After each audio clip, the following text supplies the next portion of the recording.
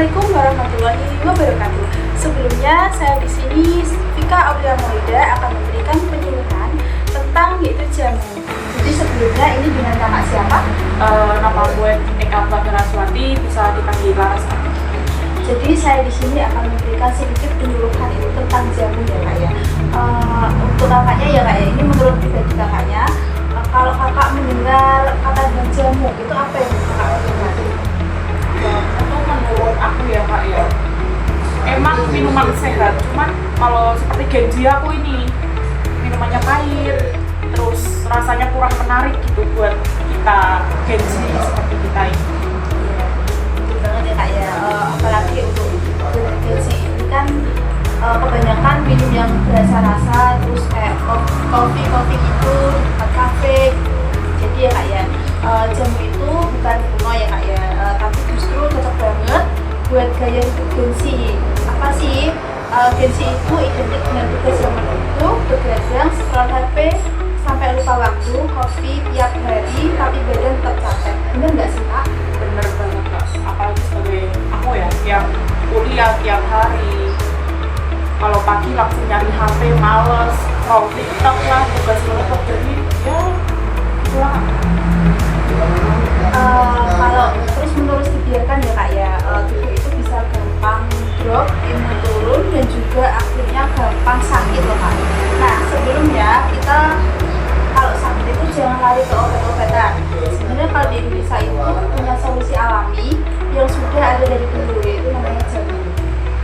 Jamu itu bukan sekedar minuman pahit, tapi ramuan herbal yang dimanfaatkan sudah dipakai turun temurun dari sebelum zaman ini. Aku kasih contoh jamu yang paling dekat dengan kehidupan Genji. Kakak tahu nggak untuk contoh jamu di kehidupan Genji ini? Asa mungkin beras kencur seperti itu ya kak ya? Ya betul sekali kak.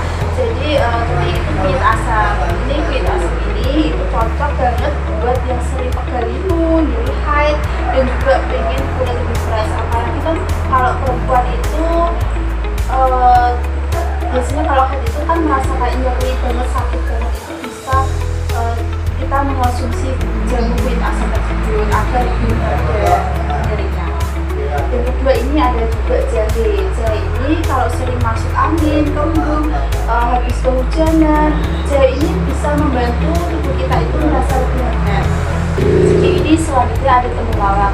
Untuk sebelumnya ya kak ya, saya mau tanya, kakaknya itu kalau setiap hari itu makannya sering telat atau teratur kak? Sering telat sih kak, gara-gara ya emang sering lupa, banyak kerjaan, berkumpul kayak itu, makanya sering telat dan nggak teratur banget. Jadi untuk kakaknya ini yang makannya sering telat juga itu bisa mengonsumsi temulawak, karena temulawak ini itu sangat bagus untuk daya tahan tubuh. Dan ya kayak kan kalau kakaknya itu biasanya kalau sering telat makan itu kadang perut itu merasa perih, kadang kayak gitu ya. Itu kan temulawak itu bisa meredakan nyeri tersebut. Bahan-bahan ini juga dari 3 obat tersebut itu kan bahan-bahannya itu alami, murah, dan juga gampang ditemukan biasanya kalau di pasar ya kan kak ya.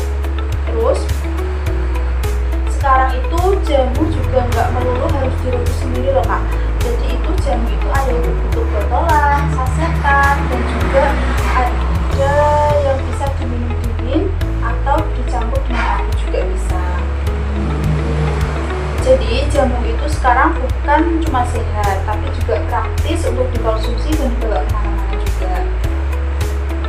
Jadi untuk hidup sehat itu bukan soal ikut tren di luar negeri saja. Jamu itu adalah warisan lokal yang masih relevan sampai sekarang juga. Kalau kita sebagai Genji mau mulai kenal dan konsumsi jamu, berarti kita peduli sama kesehatan dan budaya kita sendiri. Artinya itu kita bisa lebih peduli dengan kesehatan kita. Apalagi kalau Genji ini kan kayak sering begadang, terus menumpuk, stres,